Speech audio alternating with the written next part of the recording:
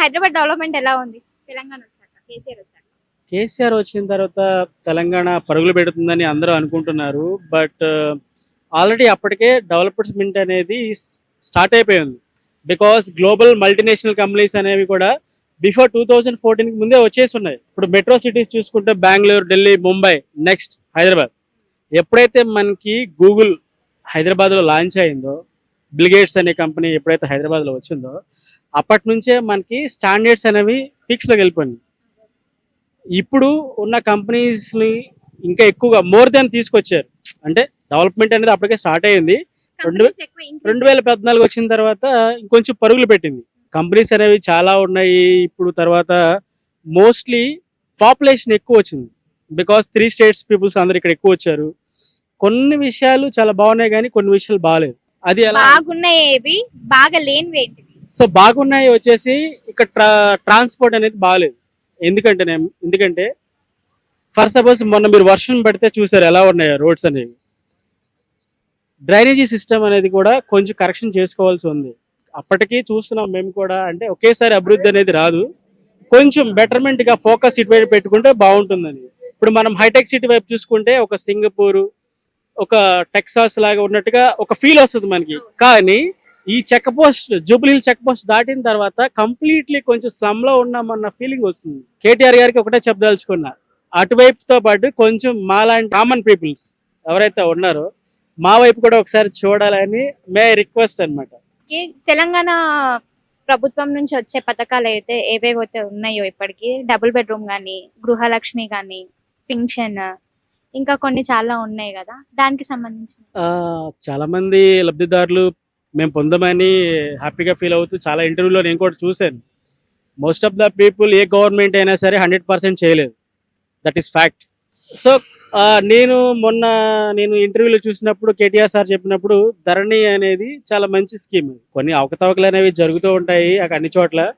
But majority of the people వాళ్ళ ల్యాండ్స్ని registration చేయించుకోవడానికి కానీ, ఆన్లైన్ చేయించుకోవడానికి కానీ మంచి పోర్టబుల్ అనమాట. బేసిక్ ఆలోచిస్తే ఏ వ్యవస్థలోనైనా ఒకటి వల్ల ఏది కాదు. రాజు మంచివాడు అయితే సరిపోదు, కింద ఉన్న అధికారులు కూడా మంచి వాళ్ళు అవ్వాలి. సో కింది స్థాయిలో ఉన్న అధికారులు వాళ్ళ డ్యూటీలు వాళ్ళు నిర్వర్తిస్తే చాలు, ప్రతి పేదవాడికి ఆ పథకాల ఫలితాలు అంతాయని నేను నమ్ముతాను.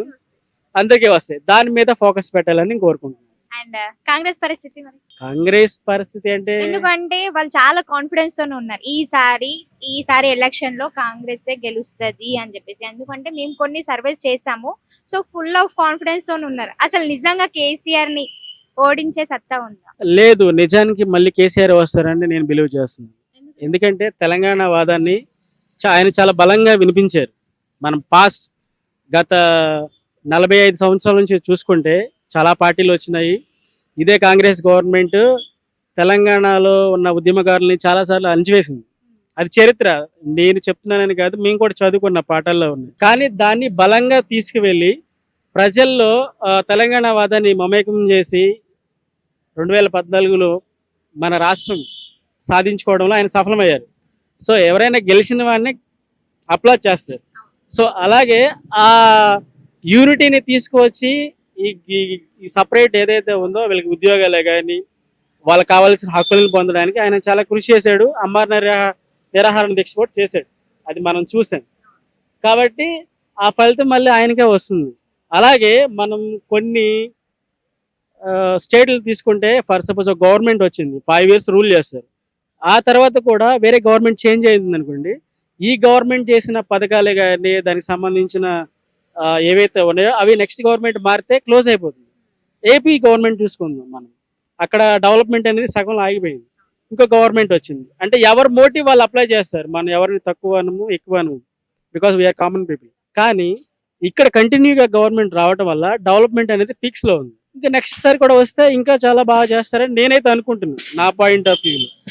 అది ప్రజల అభిష్టానానికి వదిలేద్దాం. కొత్తగా ఓట్ చేసే వాళ్ళు ఉంటారు కదా, కొత్త ఓటర్ ఐడి వచ్చే వాళ్ళకి ఏం చెప్పాలంటారు? కొందరు ఏంది అని అంటే, అరే అమౌంట్ ఇస్తున్నారు కదా ఈ పార్టీ వాళ్ళకి వేద్దాము.